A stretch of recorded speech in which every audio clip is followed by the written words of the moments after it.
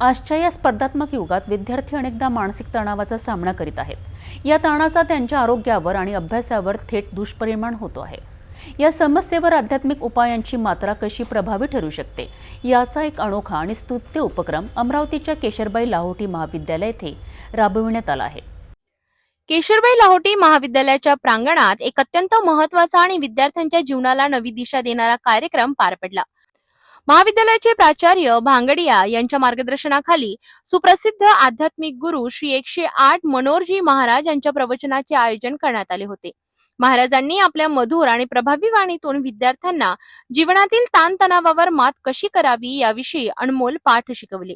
विशेषतः या स्पर्धात्मक युगात जिथे प्रत्येक विद्यार्थी पुढे जाण्याच्या शर्यतीत आहे, तिथे मानसिक शांती आणि एकाग्रता किती गरजेची आहे हे त्यांनी सोप्या भाषेत पटवून दिलं। आपले ध्येय साधताना येणाऱ्या अडचणींना कसे सामोरे जावे, अभ्यासात लक्ष केंद्रित कसे करावे आणि महत्त्वाचे म्हणजे स्मरणशक्ती कशी वाढवावी यावर महाराजांनी विद्यार्थ्यांना खास टिप्स दिल्या। काशी से पधारे आचार्य श्याम मनोहर जी महाराज का आगमन महाविद्यालय में परिसर में हुआ है।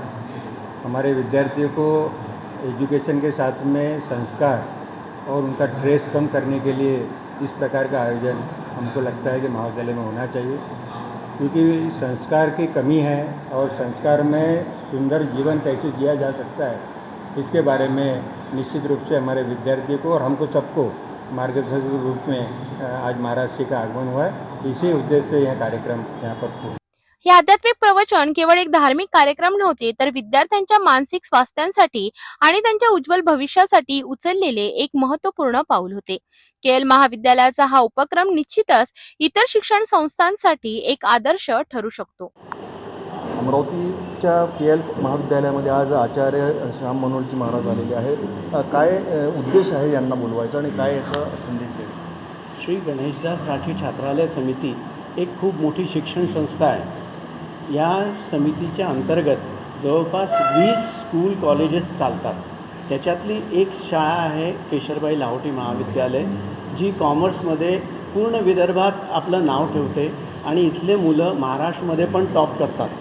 त्याचप्रमाणे अजून बरेचशा शाळा आहेत ज्या जिथेही म्हणजे विद्यार्थीचे खूप चांगले शिक्षण होते। आमच्या इथून दरवर्षी 150च्या जवळपास मेरिट विद्यार्थी असतात आणि स्पोर्ट्समध्ये पण आमच्या इथे 100 ते 150 विद्यार्थी स्पोर्ट्समध्ये state level, national level, international लेवलपर्यंत खेळतात आणि आमचे इथले विद्यार्थी महाराष्ट्रामध्ये पण टॉप करतात। तर आमचा हा एक उद्देश आहे संस्थेचा की सर्व शाळेचे कॉलेजच्या विद्यार्थ्यांना चांगल्यात चांगलं शिक्षण द्यावं, त्याच्यासोबत त्यांना म्हणजे त्यांचा सर्वांगीण विकास व्हावा आणि त्यांना चांगले संस्कार मिळावे।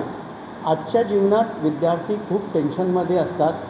त्यांचे आईवडील त्यांच्याकडनं एवढ्या अपेक्षा ठेवतात की ते बिचारे काही विद्यार्थी म्हणजे घाबरून ते स्ट्रेसमध्ये चालले जातात, डिप्रेशनमध्ये चालले जातात। तर आमचा हा एक उद्देश आहे की विद्यार्थ्यांना, त्यांच्या पालकांना की स्ट्रेस कसा अवॉइड करावा। त्याच्यानंतर आजकाल आम्ही पाहत आहे की दिवसेंदिवस संस्कार कमी होत जात आहे। तर संस्कार आपले जे आहे, आज आपले संस्कार पाश्चात्य देश अपनावत आहे, पण आपल्या इथे संस्कार आपण पाश्चात्य देशांचे संस्काराच्या मागे जात आहे। तर आपले मूळ संस्कार मुलांना परत मिळावे यासाठी आमचा प्रयत्न आहे।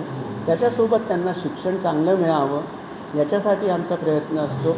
सर्वांगीण विकासासाठी आम्ही असे लेक्चर्स अरेंज करतो आणि त्यांच्यासाठी त्यांना जॉब वगैरे मिळावा त्यासाठी आम्ही बरेचसे कंपनीजसोबत आमचे टायअप असतात, सेमिनार्स होतात। त्यांना मुलांना कसे प्लेसमेंटसाठी तयारी करावी आणि ते मुलं आमच्या इथून जवळपास 150 मुलं दरवर्षी प्लेस पण होतात मल्टीनॅशनल कंपनीला।